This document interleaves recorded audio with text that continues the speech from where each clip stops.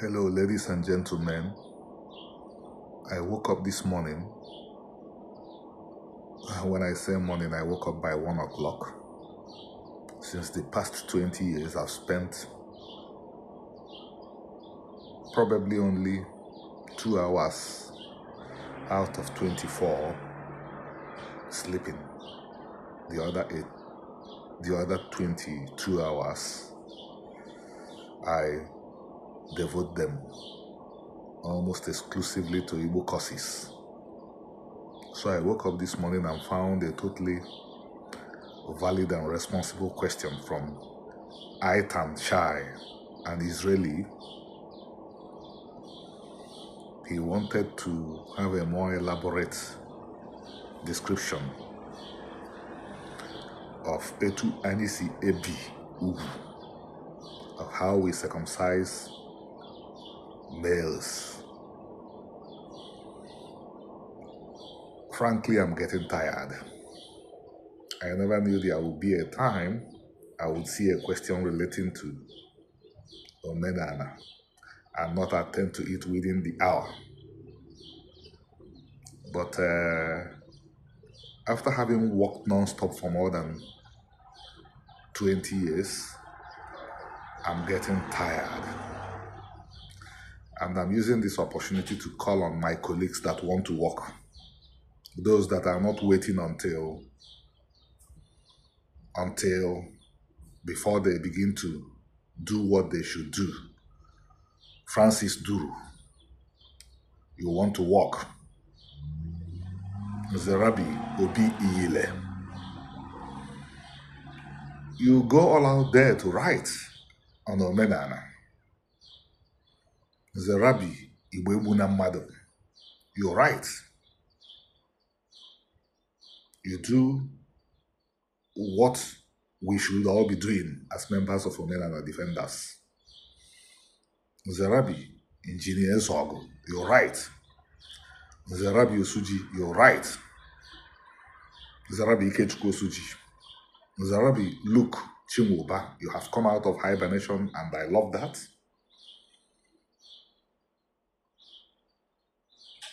The Igbo Nation has to be faced on Facebook, YouTube. That's where the Igbo Nation has to be faced. And I know that I wouldn't fail to mention Josiah, Engineer Josiah. You have not integrated yourself deeply into the structures of Omenana Defenders, but you are doing your best. Zerabi Odo Matthias, you are also writing, you are also on social media, trying to help to put our people in the right place. I'm happy that my good friend, Ihana Chomalaki, has finally agreed that the Igbo people cannot move an inch unless they return to Omenana. I'm happy that has happened. The figures I have mentioned are those that I remember that have decided to take up the responsibility of correcting these problems on social media where the Igbos are at present. They have not decided to wait until, so that maybe until we can go to the house of every Igbo and talk to them one-on-one. So, these colleagues I have mentioned and the others I have not mentioned, when questions like this come, we owe a responsibility to address them. The Jewish community have done far more than us. Their sources are everywhere. We have also produced sources. I have 21 books to my credit describing Omenana and Igbo history. But you cannot compare 21 books to probably 1 billion books written by the Jewish community. The countless synagogues all over the world. We have millions of equivalent of synagogues will be, but they have all gone into this use. Nobody even recognizes them as places of study or places of religion today. So we have very little to show, even though we have all the information, but we have not put them in form where they can be easily assessed. So bearing this in mind, I'm calling on every member of Omenana Defenders, come out and discuss Omenana. Because valid questions like this will come. And as you can see, I'm getting tired of continually fighting a war that millions of people are supposed to be fighting. I acknowledge those that are in the front with me, those that are not waiting until we will return to Igbo land and go to the house of Apeze, go to the house of P2B and talk to them mouth to mouth. P2B is on social media, Apeze is on social media. This is where we can reach them. We don't have the money to buy flight tickets. So, Eitan, every Igbo gathering starts with a prayer. That's already a religious service.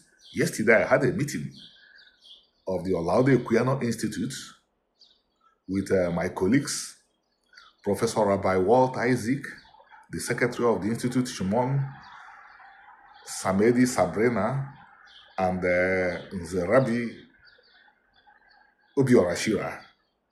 After the meeting, which lasted 1 hour, the chairman of the institute, Rabbi Walt Isaac, called on me to pray.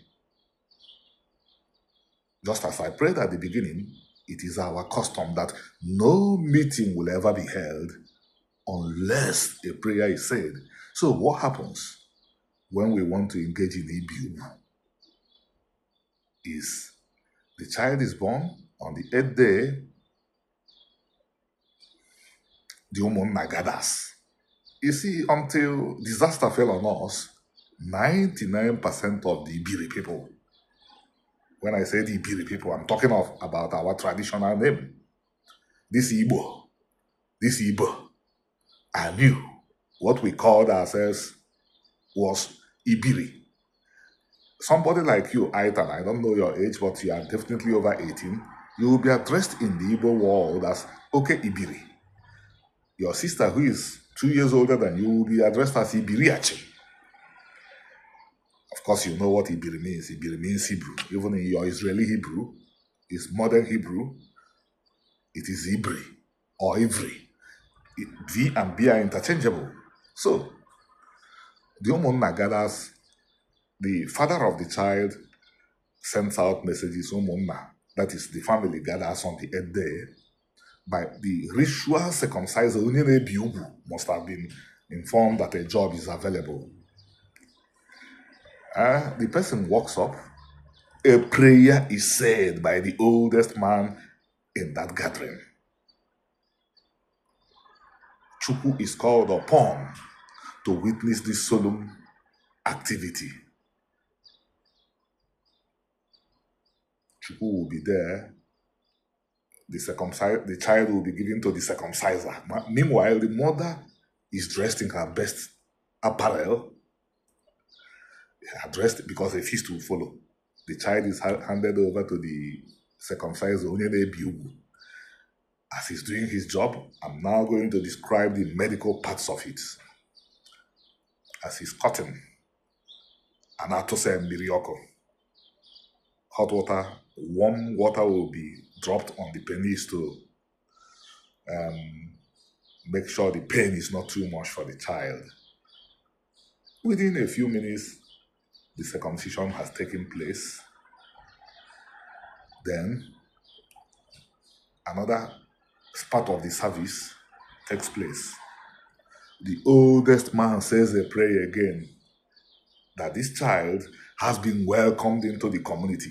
And the Igbo community is composed of Chukwu, our great God, the Igbo people. That the child has been welcomed into the community. If you are not circumcised, you are not a member of the Igbo community. Daniel Lees, the Swiss Israeli anthropologist, who is one of the few Jews who knows anything about the Igbo people, unearthed records that nobody knew they existed. Records that are 400 years. The Igbos that we are interviewed in these records, it was discovered from them that they do not even know that human beings cannot be circumcised. And they did not, in fact, circumcision shows who is a member of the community and who is not a member of the community. So after the oldest man says the second prayer that this child has become a full member of the community, the palm wine, the food, everything will come out. Celebration starts till the end of the day, which ends with prayers again. So I want to reiterate my colleagues in this work. Zera Bichira, I didn't mention you among those that are working, but you have provided, and it was a failing on my part. I didn't mention some of you. I will mention you again to encourage you to do more. You have provided us with a place of study at your own cost for over a year now. So you are working. Zerabi Charleston Wokafo. You are also doing the same thing. You are not waiting for Baturu Purumpi for us to do what we should do. Shimon Sabrina, you are working. You are writing the most you can. Craig and Yefuna, you are doing your best. You are also writing. You are populating the space so that people will know what we do as Omenana. Moscato, I love what you are doing. Study and do more. There may be people I have missed their names. They should forgive me. This is not a prepared